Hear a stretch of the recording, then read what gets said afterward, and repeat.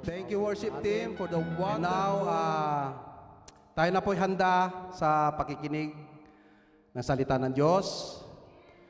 Tayo po'y tawagin na ang ating mensahero sa araw nito, no other than Sister Lina. Purihin po ang Diyos sa buhay mo. Thank you.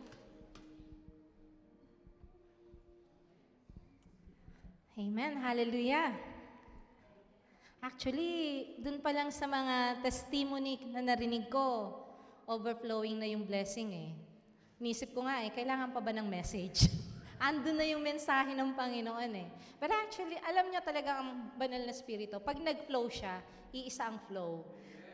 Kaya, ang mensahe ng Panginoon sa atin sa araw na ito, and the message that I'm going to share with you, nagpo-flow dun sa mga narinig na natin. So, ito ay parang hindi to dessert. Ang dessert kanina is yung praise and worship pa lang. Feel na tayo eh. Punong-puno na. Tapos natap-upan pa ng mga magagandang testimony, inspiring testimonies. So, panghimagas ba? Ano ba tawag dito? Hindi na to main. Ano na lang. But anyway, nandito tayo para patuloy na namnamin natin yung presensya ng Panginoon na nag-uumapaw sa kalagitnaan natin. Okay, so are we ready? Amen. All right, shall we bow down our head and let us ask the Holy Spirit to be with us? Hallelujah, hallelujah. Our Father God in heaven, hallowed be thy name. Thank you for this wonderful opportunity that once again you have given each one of us, O Lord, to feel your presence, O God. Lord, as we come before you, we are overwhelmed with thanksgiving in our heart, O Lord God. Thank you for all the things that you have done for us, O Lord God. And Lord, we are now going to study your word. So I pray, Lord, that the Holy Spirit be upon us. We open our heart right now. We open our mind, Lord. We welcome you to come in our heart and mind. Give us wisdom, knowledge, and understanding that may we able to understand clearly your message for us today. So, Father God, we celebrate your faithfulness in our life. Let only your words be heard in the midst of us. Thank you, Father God. Thank you, Jesus. Thank you, Holy Spirit. We glorify you. We give you honor. We give you praise. In Jesus' name we pray. Amen. Amen. Amen. Yan. Okay. The title that I have prepared na pagsasalu-saluhan po natin is I Am Nothing Without God. So, kahapon pa nag-pray na ako, Lord, ano ba yung message mo para sa amin today, para sa service today? And this morning, natutulog pa ako nung binigay niya tong word na to sa akin. Actually, tinatamad pa ako kaninang bumangon. Pero sabi ko, I have to stand up and do this now kasi ibinigay na niya yung salita. So this is what the Holy Spirit gave me. Sinabi niya dito sa akin kanina sa panaginip yung word na, I am nothing. So, the title now is I am nothing without God. Our key verse will be found in John 15:5. It says here, I am the vine, you are the branches. If you remain in me, and I in you, you will bear much fruit. But apart from me, you can do nothing. Hindi po ba nagpo-flow sa mga testimony kanina lahat ng salita na to? dahil tayo ay mga followers at believers ni Jesus Christ. So, may mga fruit. Yung mga hindi pa natin hinihiling, nagbubunga na. Nandun na yung bunga. Bakit? Kasi tayo ay naka-attach doon sa tunay na puno. Kaya, when you are attached, kagaya ng sabi ni Sister Donna kanina, kahit against sa kanya, yung mga kasama niya sa trabaho, because God is with her, no one can stand against her. And what God plan is, it will always prevail. Kaya sinasabi sa atin ngayon, manatili lang tayo. Manatili lang tayo sa mga pananampalataya natin at ugnayan natin sa ating Diyos. For without Him, we are nothing. Okay. So,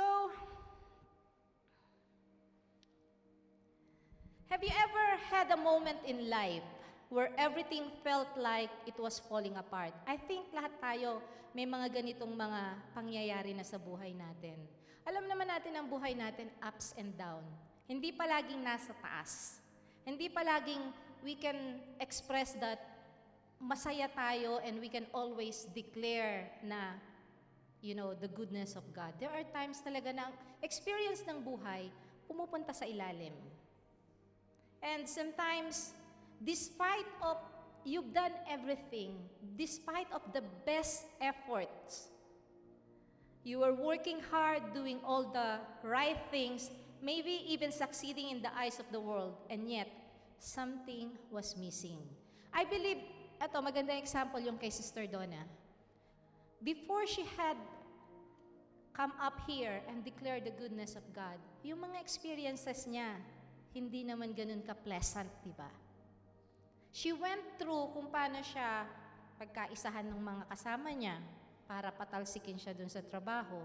And how does it feel for her? Hindi ganun kadali.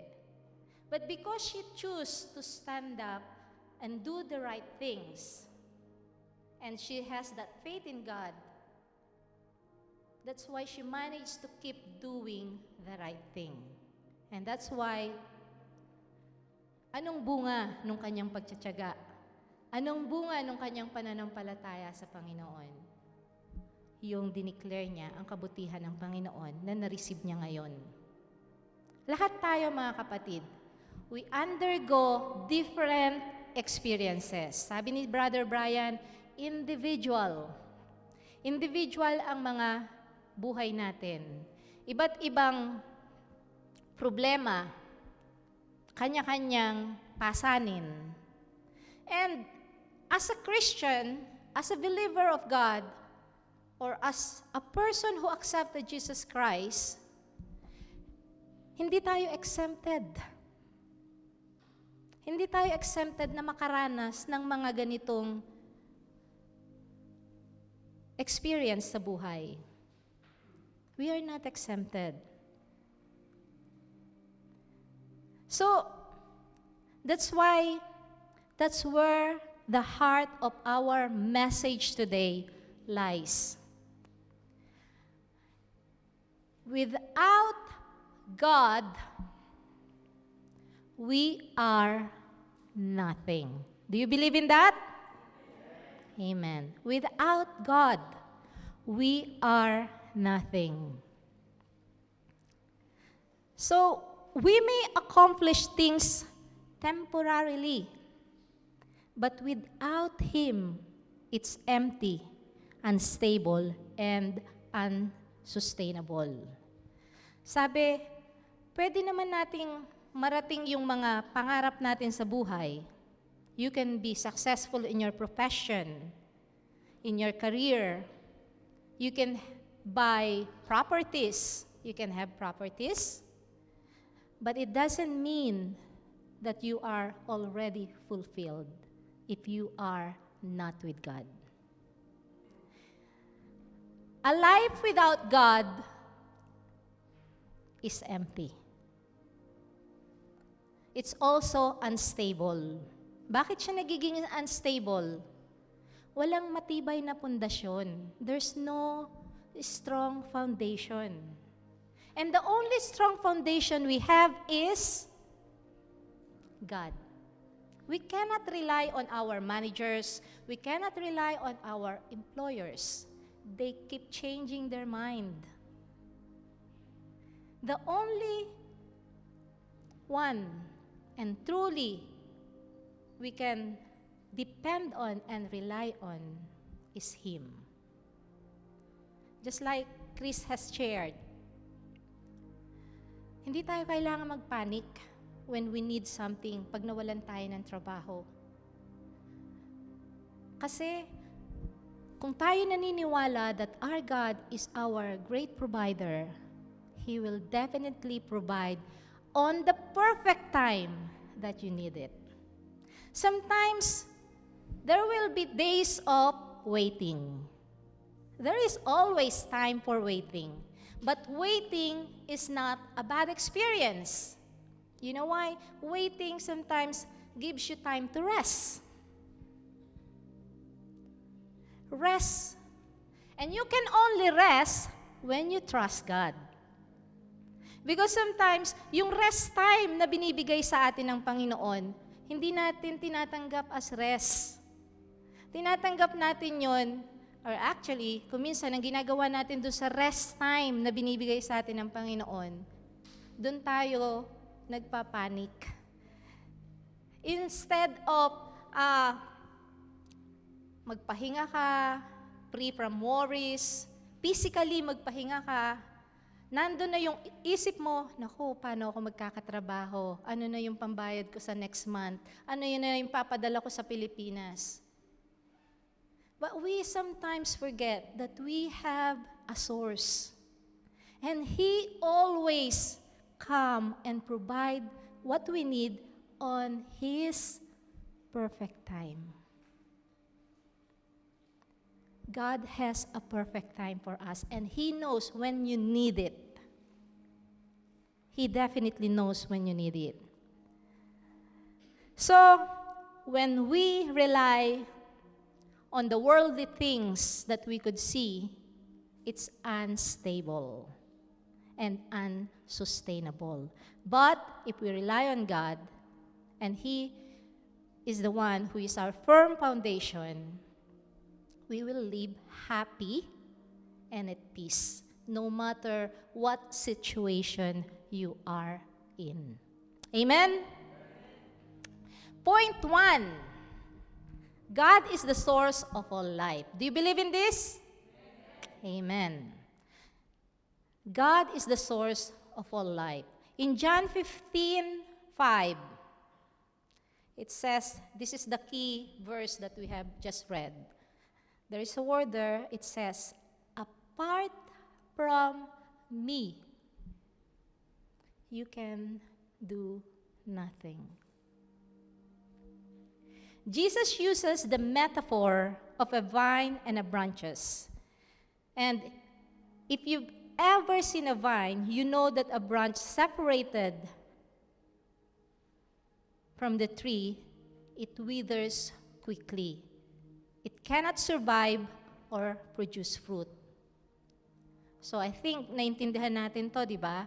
Na anumang branch ng puno na natanggal sa puno, anong nangyayari dun sa branch na yon?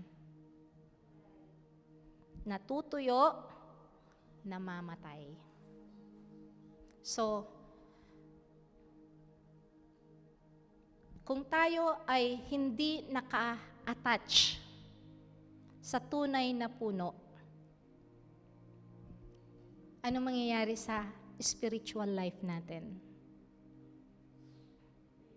Matutuyo at mamamatay. And that is the reason why we come to church, to get connected. That's why we read the Bible. That's why we pray. Kasi kailangan nating palaging naka-attach. At ang attachment natin sa Panginoon, hindi po every Sunday lang. It should be every day. Kasi yung nutrients doon sa puno, kailangan nagsusustain. Tuloy-tuloy. Para yung branch na yon maging healthy at magbunga. Without God, sabi doon, we can't bear spiritual truth. Paano ka magkakaroon ng spiritual truth kung mismong ikaw walang alam? What does it mean? Ano ba ang spiritual truth? Spiritual fruit.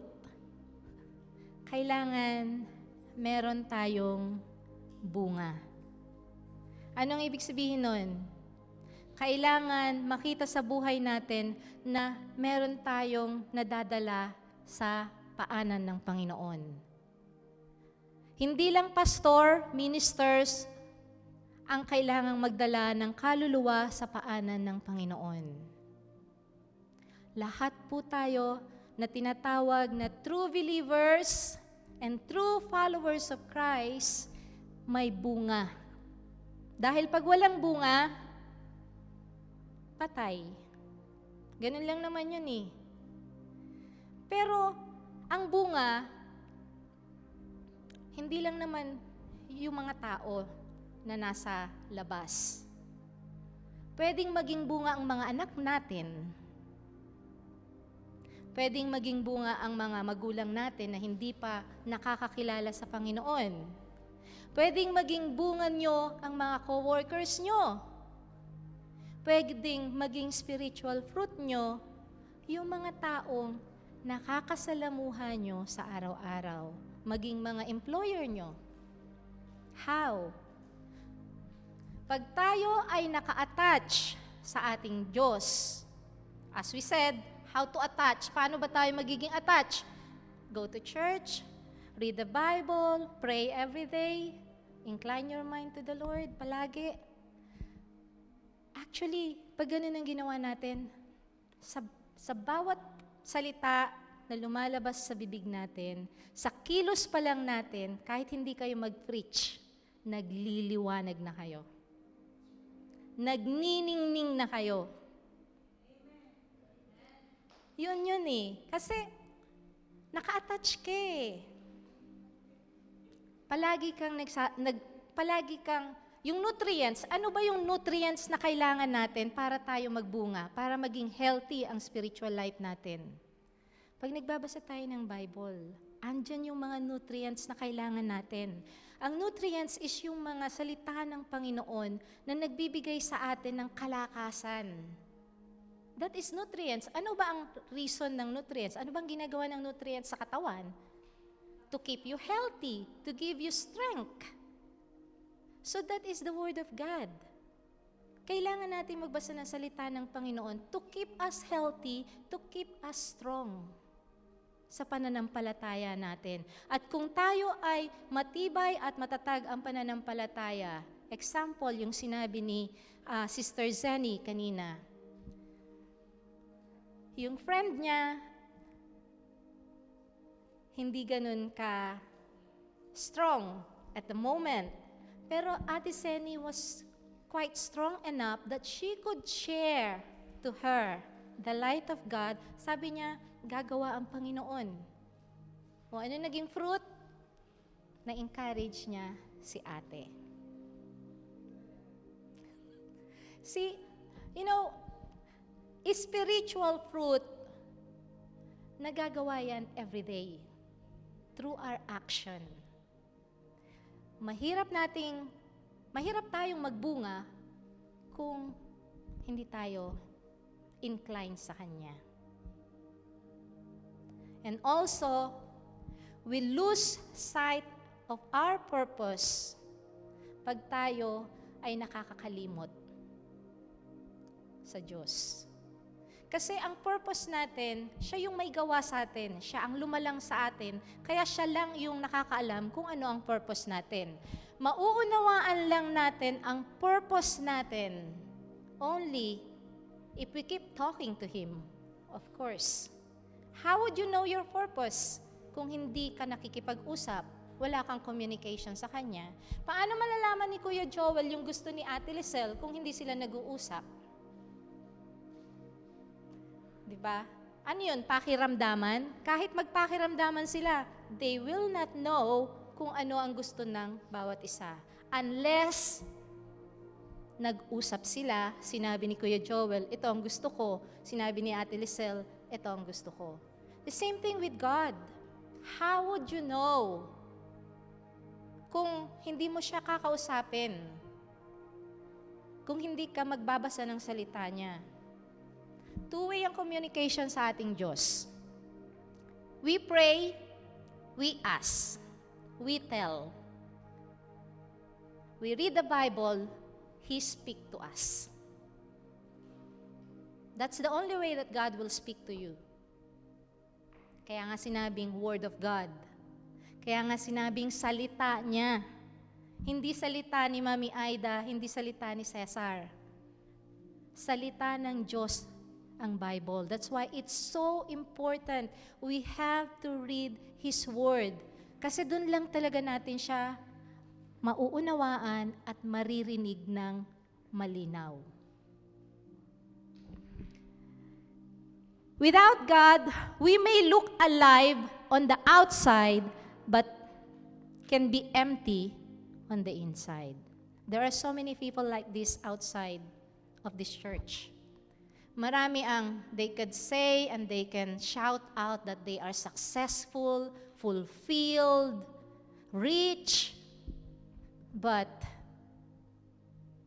they are empty inside. And that's the reason why marami ang nagpapakamatay, even dun sa mga sabihin na nating mayayaman. Kung ibe-base natin ang success at fulfillment based sa kayamanan, bakit marami ang broken family sa mga mayayaman? Bakit marami ang nagsusuicide sa mga mayayaman? If they are claiming that they are fulfilled and successful. Actually, some of them said they got money but they don't have everything. Mas blessed tayo na nandito, sumusunod sa Panginoon, nagsiserve sa Panginoon dahil nandun yung fulfillment ng buhay. Dahil dun yun napufulfill yung purpose and plan of God in your life. When you serve God. Amen? Point 2. Our identity and strength comes from God. The world tells us to believe in yourself. We always hear, you've got this. Alam niyo yun? Narinig niyo na ba yun? It's an encouragement, of course. But the truth is, we don't got it. Without God, there's no fulfillment. You can probably, yes, I got it. But without God in it, temporary lang po yun.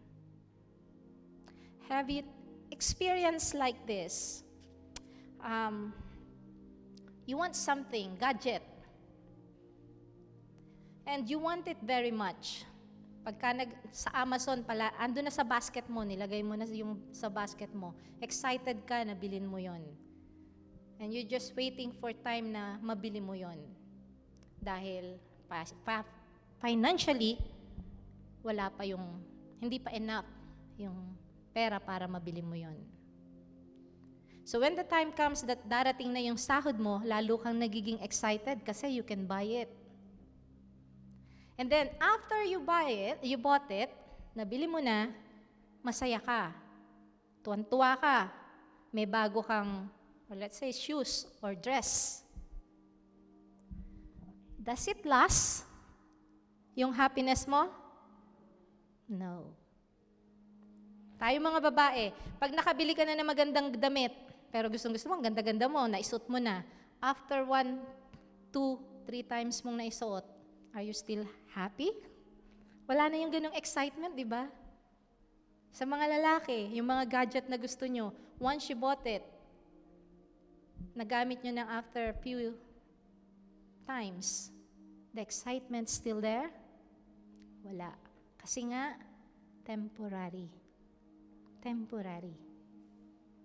Pero kung ikaw ay nagsaserve sa Panginoon, have you experienced na tumayo dito at kahit na after ng pagsusong lead mo, pagod na pagod yung katawan mo, pero may inner joy. Sino na nakaramdam nun? Amen.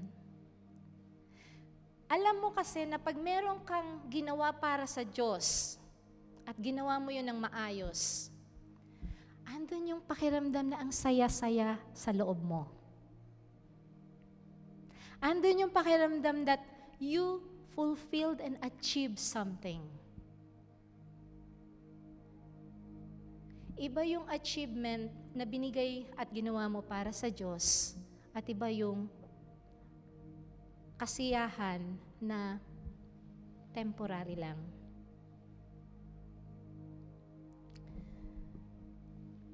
Philippians 4:13 says, I can do all things through Christ who gives me strength.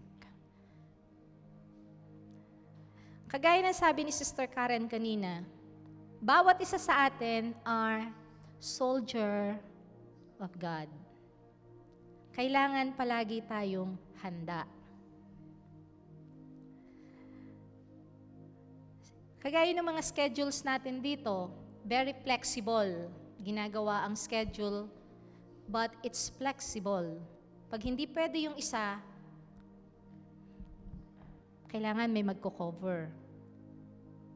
And I am really blessed sa bawat isa sa atin dito kasi we are soldier of God. Hindi na kailangan pa yung mahabang preparasyon. Pag sinabi na, oh, sis, ikaw ang mag-operatory, sis, ikaw mag-pray, Brad, ikaw mag-song lead. Andun yung servant heart. Nandun yung willingness na tumayo para sa Panginoon. Madalang sa church na to, ang nakita ko na tumanggi sa pagtayo sa harapan at pagpapagamit sa Panginoon. And that's a good spirit na nararanasan ng bawat sa atin. Kasi nakikita ko that this church, ang tinitingnan natin, siya. Jesus is the center of this church. And if Jesus is the center of this church, we cannot do anything na mahirap. Wala tayong bagay na magagawa na mahirap at hindi kayang gawin. Dahil ang focus natin ng paglilingkod natin ay si Jesus. At kung si Jesus ang focus ng paglilingkod natin, pag sinabi si Kuya Joel na mag-song lead ka next week kahit hindi siya yung naka-assign, he is willingly agree. Kasi alam niyang gagawin niya yon hindi para sa tao. Alam niyang gagawin niya yon para sa Panginoon. And that's why, kahit hindi siya ganun ka-prepared, pero the Holy Spirit will help him, and it's the Holy Spirit that will break the yoke. Ang blessing, mag-uumapaw sa pamamagitan ng power ng Holy Spirit. Hindi dahil sa talento niya or sa skills ng sinuman. Nag-uumapaw sa praise and worship ang presensya ng Panginoon. Bakit natin nararamdaman yung presence ng Panginoon pag tayo nagpe-praise and worship dito sa church? Because the one who's leading is the Holy Spirit. It's not the person. It is the Holy Spirit that touching each heart. And it's the Holy Spirit that heals our heart. Ganon kabuti ang ating Panginoon. Kaya sabi, I can do all things through Christ who gives me strength. I can do all things through Christ. Hindi madali ang pagtayo dito sa harapan. Pero pag inisip natin na tatayo tayo to serve God, at siya ang gagawa para sa atin, walang bagay na mahirap. Amen? It says, through Christ. And that means our strength is just borrowed. Ang mga kakayanan natin, binigay yan sa atin ng ating Panginoon. Even the wisdom. Bakit pag tayo ay nag-aaral ng banal na kasulatan, nauunawaan natin in a deeper way? Hindi naman tayo mga scholars ng Bible. Di ba? Hindi naman tayo nag-aral ng theology. Because the wisdom is given by God. And even the peace is a gift. Jesus Christ is the Prince of Peace. Bakit siya tinawag na Prince of Peace?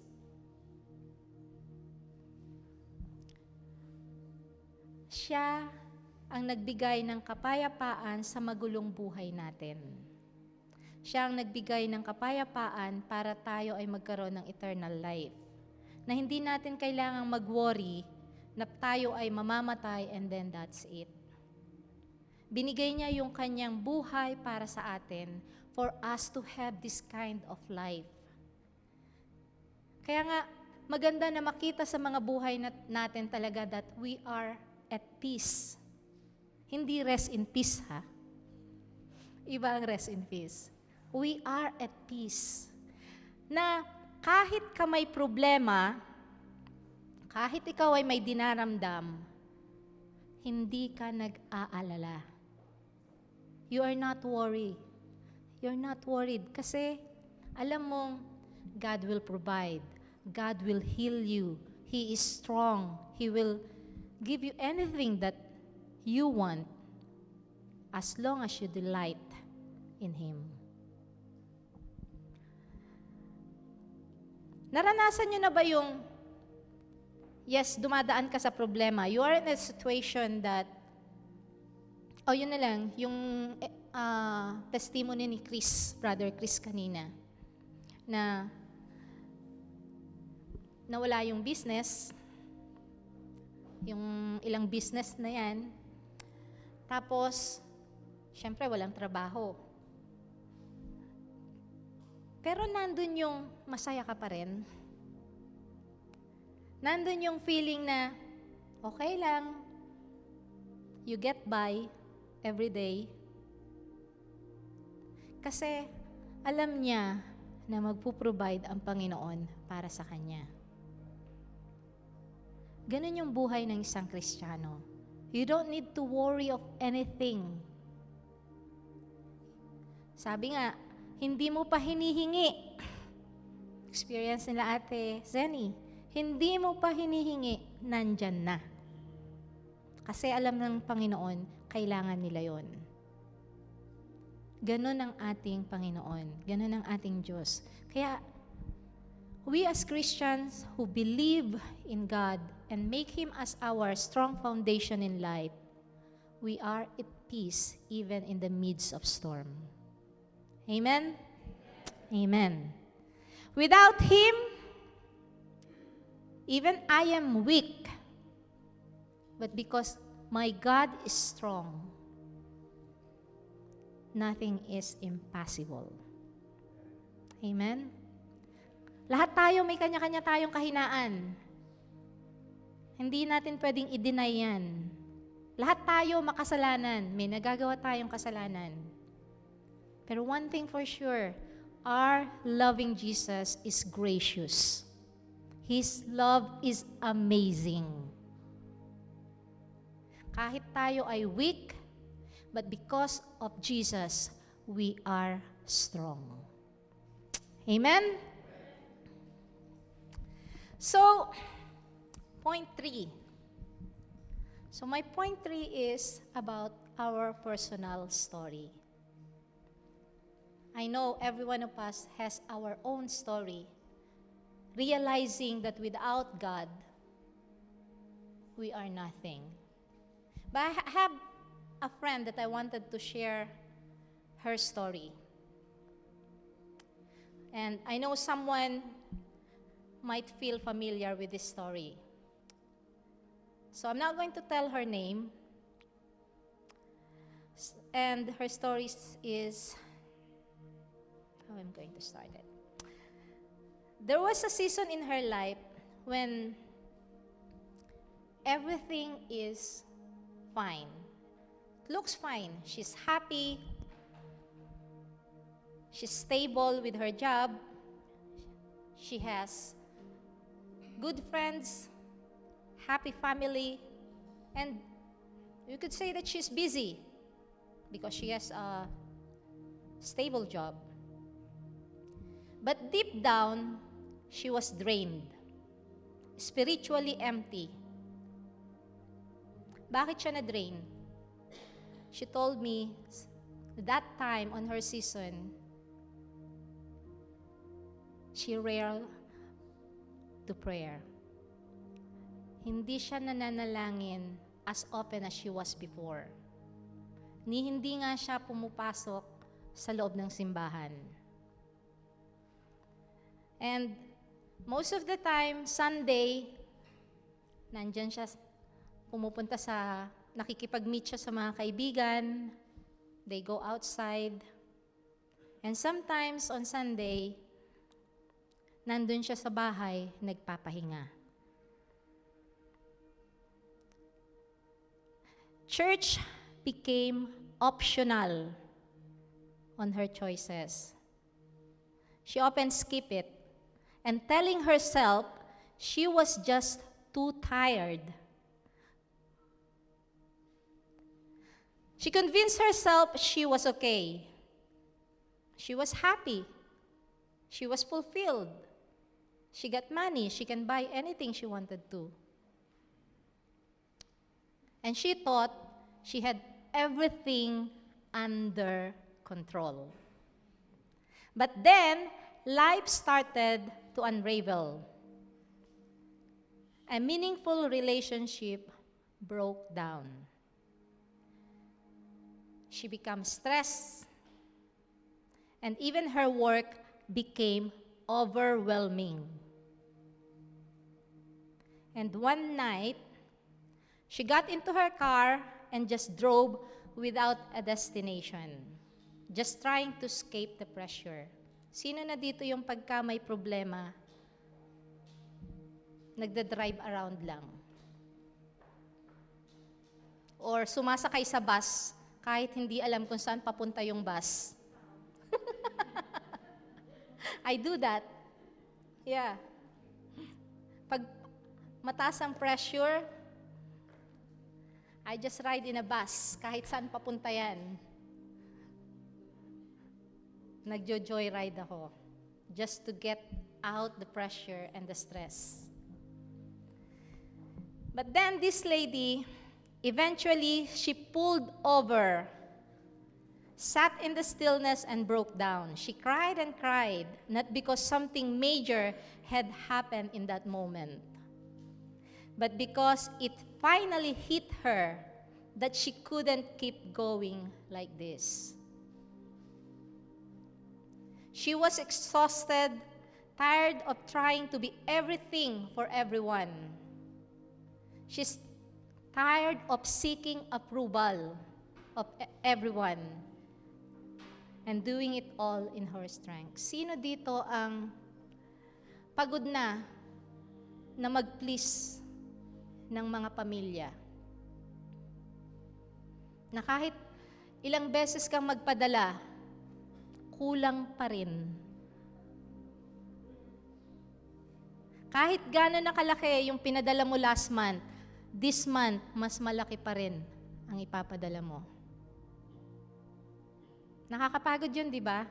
Lalo na kung hindi ka lang minsan nagpadala, kundi parang every month kang nagpapadala. Every week kang nagpapadala. Imagine that kind of life. It's so stressful. Ang taas ng pressure. So this is the kind of feeling that my friend has. But then, in that quiet moment, at that broken moment of her life, she whispered words she hadn't said it in a long time. She said, "God, I need you."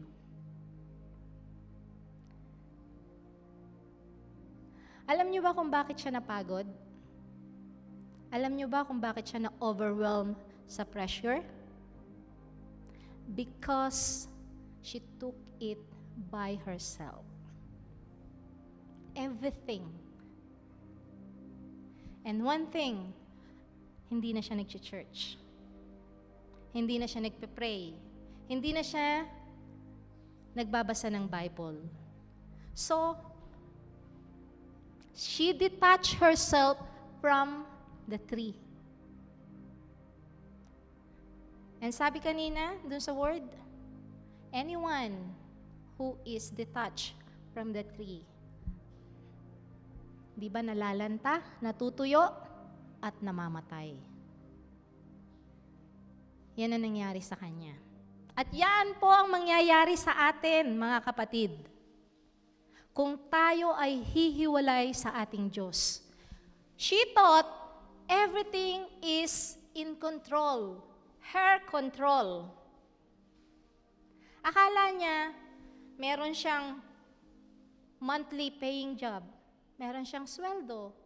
And of course, sumasahod siya ng maayos, nagkakaroon siya ng panggastos, panglabas, pang-party, kain sa labas, pang-holiday, pang-sustain sa mga pangangailangan niya.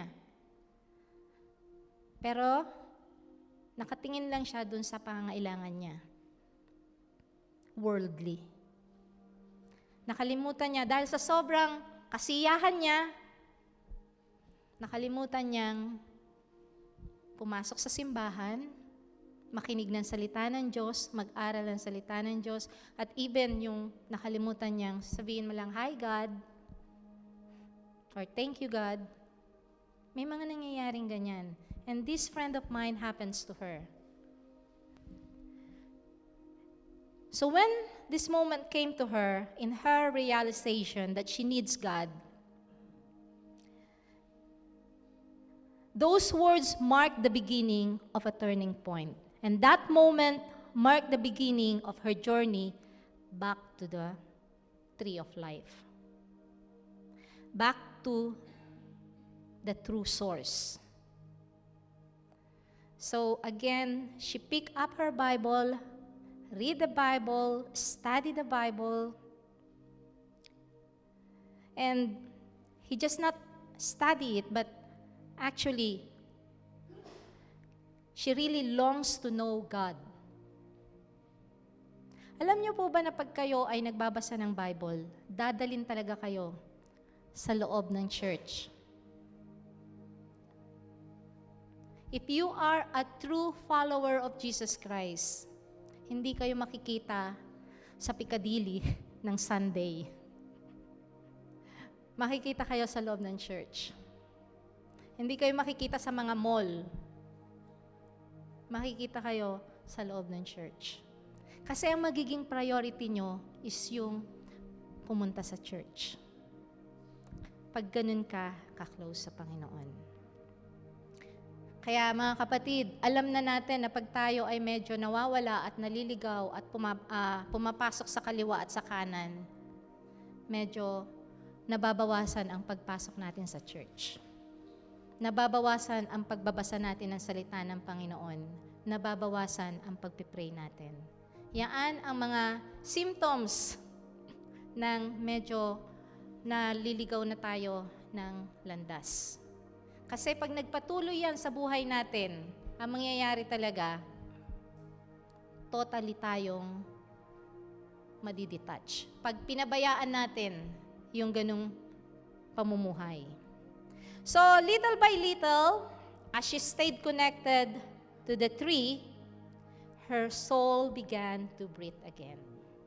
Napakaswerte po, at hindi swerte, napaka-bless natin. Kasi kahit tayo ay maglakad sa other way, we have a loving God. Na pag tayo ay nagsisi sa mga nagawa nating kasalanan, and we choose again na bumalik sa Kanya, His arms is wide open to embrace you back.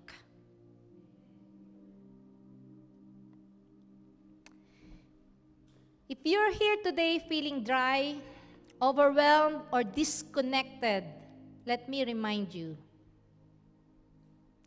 you were never meant to do life without God.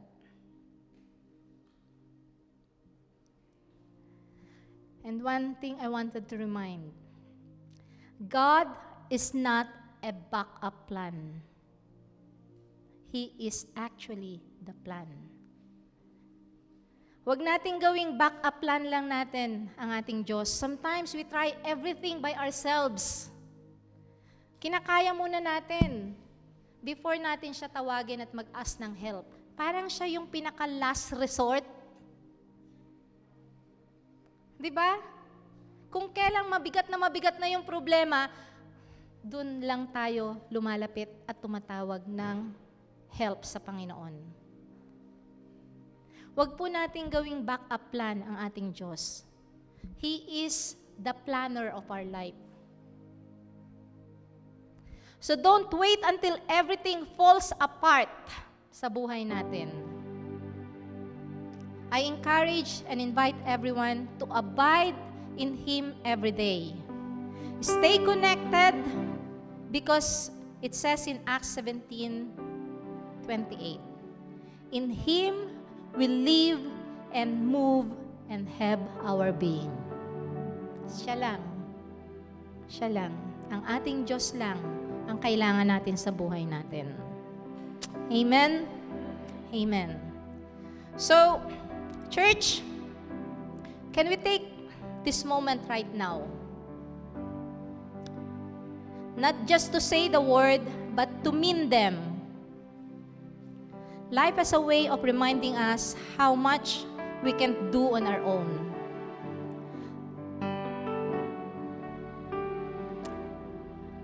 Let everyone say, God, I need you. One more time. Shout it loud. God, I need you. One more time. God, I need you. One more time. God, I need you. Let's shout it out loud from our heart. Again. God, God, I need you. Amen. Amen. Amen.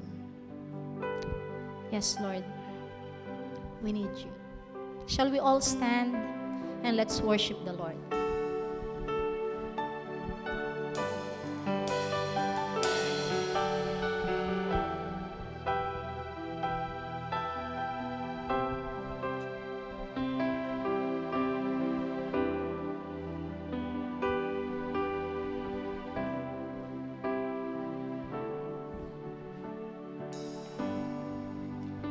Draw me close to you.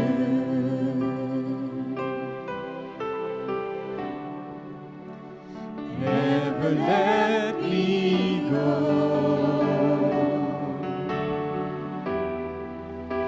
I lay it all down again to hear you say that I'm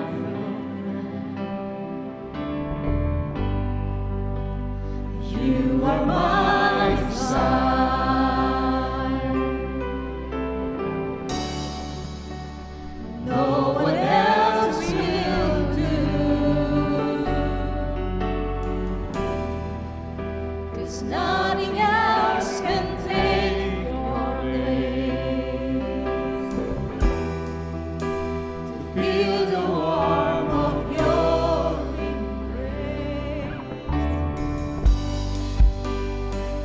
help me find a way. Bring me back to you. Let's sing it from our heart. You're all I want. And you're all I've ever needed. You're all I want.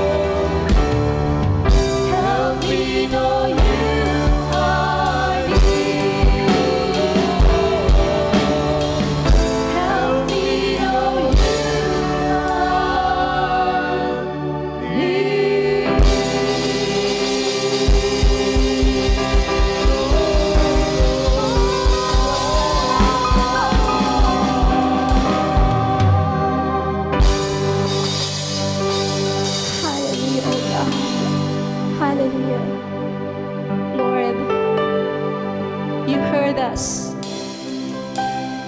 You heard us, O God. Truly indeed, Lord, that you are the one that we want in our life, O God. We need you, Lord. We need you more, O God, in our life. In our weaknesses, O God, you are our strength. Father God, we often try to do things in our own way, with our strength, and often we fail, O Lord. We ask forgiveness from you, Father God.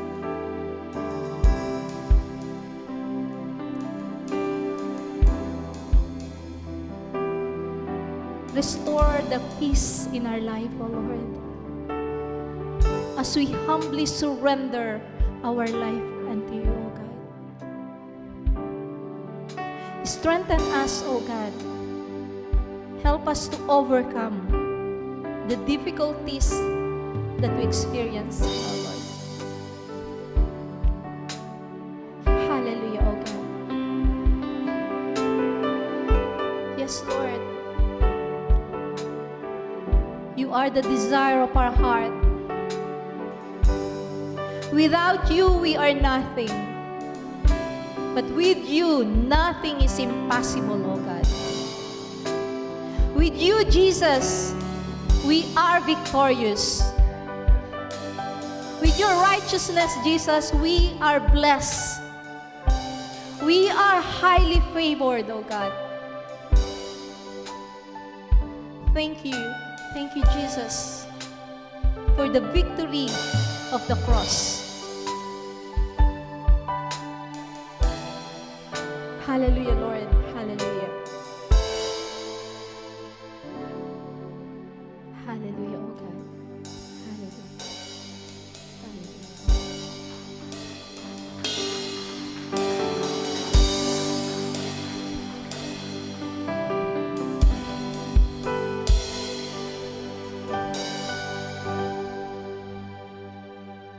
Amen.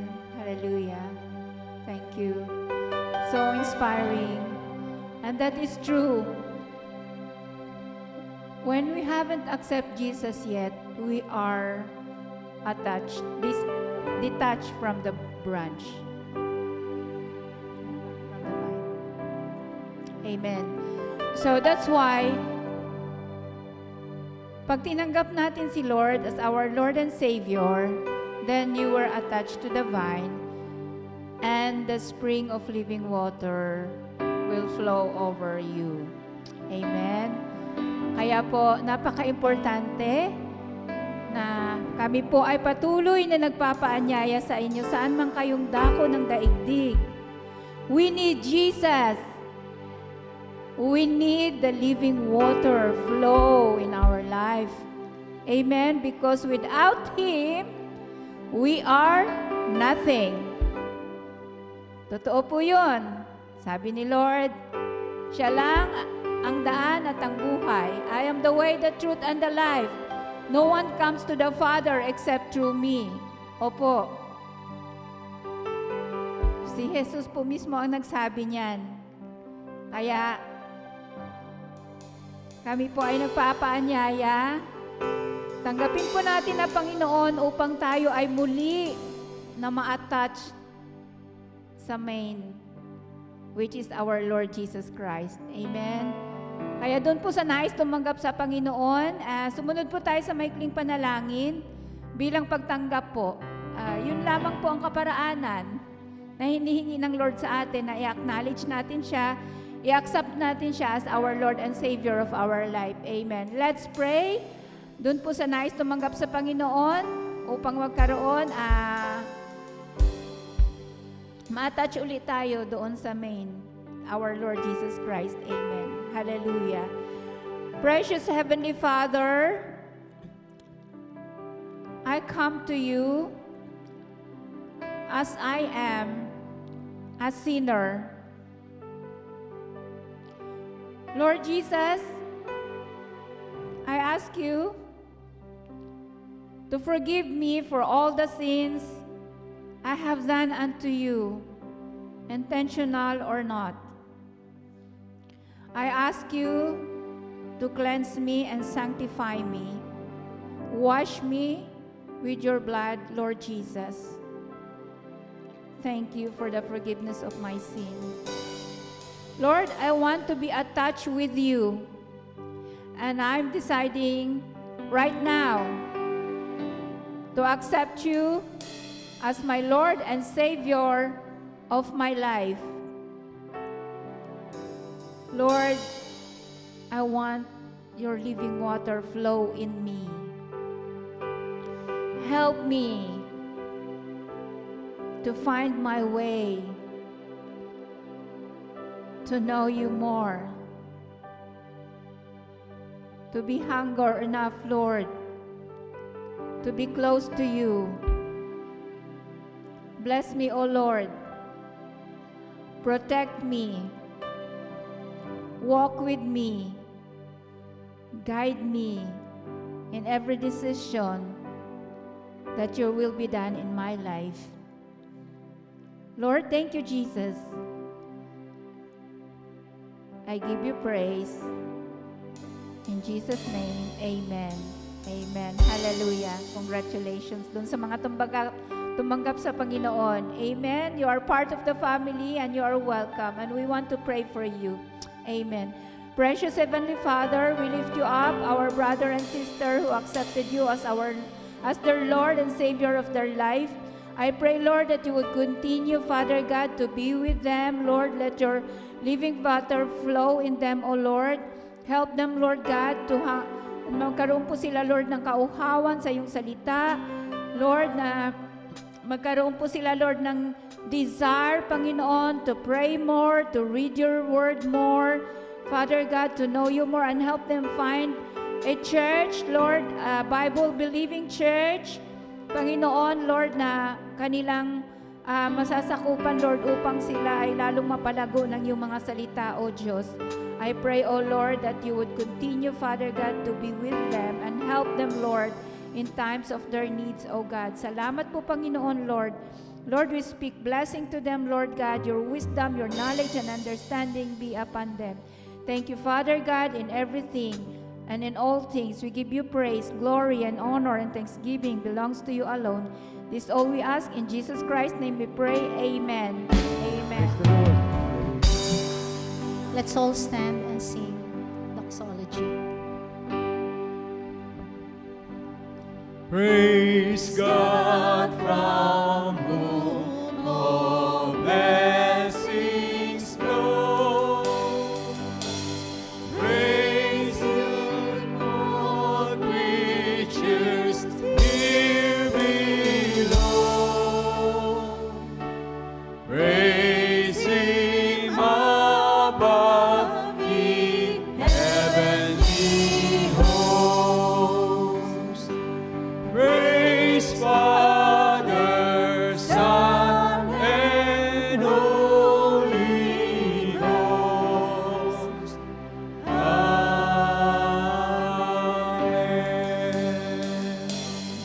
For the children of God, may you walk in the quiet confidence that you are never alone.